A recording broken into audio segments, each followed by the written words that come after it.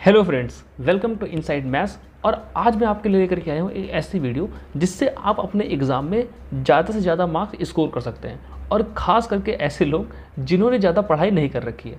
ठीक है, तो दोस्तों चलिए वीडियो को शुरू करते हैं। बात करने वाला हूँ मैं आज हमें अपने आंसर को कैसे लिखना है बीएड एग्ज़ाम में। ठीक है, तो इसको आंसर राइटिंग का जो भी हमारा फॉर्मेट है इसको मैंने डिवाइड कर रखा है सिर्फ और सिर्फ छोटे छोटे 3 पॉइंट्स में। ठीक है, जिनमें सबसे पहला है प्रेजेंटेशन। ठीक है, और प्रेजेंटेशन में मैं कंटेंट की बात नहीं कर रहा हूँ, अभी सिर्फ और सिर्फ इस बारे में बात हो रही है कि हमारा जो भी कॉपी है जब एग्जामिनर के पास जाएगी तो वो ऊपर से देखने में कैसे लगेगी, सिर्फ उसकी बात है। अभी अंदर की कोई भी बात नहीं कर रहे हैं। ठीक है, तो देखिए जब भी आप प्रेजेंटेशन की बात करेंगे तो सबसे पहले हमको बात करनी है नीटनेस की। ठीक है, कि जो भी हम आंसर लिखेंगे उसमें हमारा नीटनेस एकदम होनी चाहिए। ठीक है, अगर आप आंसर लिखें तो उसमें कहीं पर भी कट नहीं होना चाहिए। चलिए मान लीजिए ऐसा होता है कि हाँ कभी कभी हम कुछ गलती से गलत लिख देते हैं। ठीक है, तो उसको क्या करना है कि बार बार काटा नहीं है, उसको हाईलाइट नहीं कर देना है कि हाँ मैंने यहाँ पर गलती कर दी है। उसको एक बार सिंपली पेन से मार्क कर देना है कि हाँ यहाँ पर गलत हो गया है। ठीक है, उसको एक ब्लू पेन से फिर ब्लैक पेन से बस एक बार उस पर लाइन ड्रॉ कर देनी है कि वो गलत है। हमें उसको बहुत ज़्यादा हाईलाइट करने का, फिर ब्लू करने का या फिर ब्लैक करने का, ऐसा नहीं करना। ठीक, पहली बात तो ये हो गई कि हमें अपने कॉपी को नीट एंड क्लीन रखना है। फिर उसके बाद जो सेकंड चीज़ है, मैंने देखा है कि बहुत से ऐसे बच्चे होते हैं जो अपनी आंसर शीट को एकदम ड्राइंग बुक बना देते हैं। ठीक है, उसके अंदर वो पिंक पेन यूज़ करते हैं, पर्पल पेन यूज़ कर सकते हैं। ठीक है, और येलो यूज़ करते हैं, ग्रीन यूज़ कर सकते हैं। इस तरह के कई सारे पेन मैंने देखे हैं कि वो अपनी ड्राइंग बुक में, मतलब अपनी कॉपी में बना देते हैं। ठीक है, वो ऐसा लगता ही नहीं है कि वो बीएड के बच्चे की कॉपी है, लगता है कि कोई ऐसा किसी को छोटा बच्चा है जिसको आंसर लिखने को दिया है, उसे सारे पेन उसमें निकाल दिए। ठीक है, ऐसा नहीं करना। आप बीएड में हैं, आप सिंसियर हैं, आप टीचर बनने जा रहे हैं।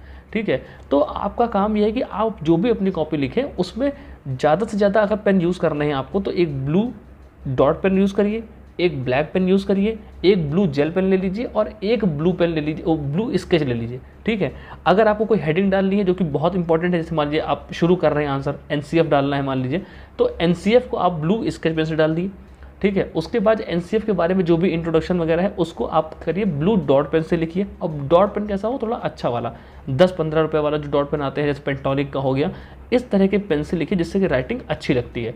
ठीक है, उसके बाद अगर आपके बीच में, ठीक है, जो भी आप आंसर लिख रहे हैं उस आंसर राइटिंग के बीच में अगर आपको लगता है कि ये पॉइंट तो इंपॉर्टेंट है, ठीक है, या फिर ये वर्ड इंपॉर्टेंट है, तो उसको हाईलाइट करने के लिए हम लोग क्या करेंगे, ब्लू जेल पेन का या फिर ब्लैक पेन का यूज़ कर लेंगे। ठीक है, इससे ज़्यादा आपको अपनी कॉपी में ज़्यादा मतलब कि और अलग अलग रंग यूज़ करने की कोई ज़रूरत नहीं होती है। ठीक है, इतना भी अगर आप यूज़ करेंगे तो आपकी कॉपी में एकदम नीट एंड क्लीन काम होगा, तो एग्जामिनर को कॉपी ऐसे ही अच्छी लगती है। ठीक है, मेरे 81% आए थे बीएड में। ठीक है, और मैंने जितना भी मैं बता रहा हूँ सिर्फ उतना ही फॉलो किया, कोई भी अलग से उसमें ड्राइंग या फिर रेनबो नहीं बनाया था।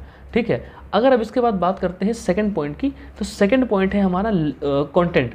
ठीक है, कि हमारा कंटेंट कैसा होना चाहिए। देखिए, अब मुझे पता है कि आप सभी को बुक में लिखी हुई हर चीज़ तो याद होने से रही।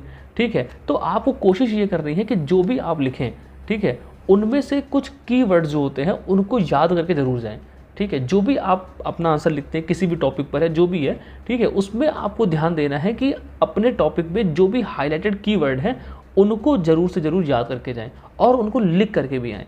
और उनको लिखने के लिए क्या करना है, हमको ब्लू जेल पेन का या फिर ब्लैक पेन से उनको लिख के आना है, जिससे कि अगर डॉट के बीच में आप ब्लैक से लिखेंगे या फिर क्या नाम है ब्लू जेल पेन से लिखेंगे तो जो आपने वर्ड हाईलाइट कर रखे हैं वो ईजिली एग्जामिनर को दिख जाते हैं। ठीक है, और वही ऐसे वर्ड होते हैं जिनसे आपके नंबर बढ़ जाएंगे। तो इसके बाद है कि हमने आंसर किससे लिख दिया, ब्लू पेन से उससे लिख दिया और हमने वर्ड्स को हाईलाइट कर दिया। तीसरी जो हम मतलब दूसरी जो हमारी बात है कि वो हमारा जो भी कंटेंट होना चाहिए वो सिस्टमेटिक होना चाहिए। सिस्टमेटिक का मतलब ये है कि कोई भी चीज़ कहीं भी नहीं आ जानी चाहिए। ठीक, अगर कोई आंसर आप शुरू कर रहे हैं तो उसकी स्टार्टिंग में जो चीज़ें होती है, जैसे मान लीजिए आप बात कर रहे हैं एनपीई की या फिर एनसीएफ की।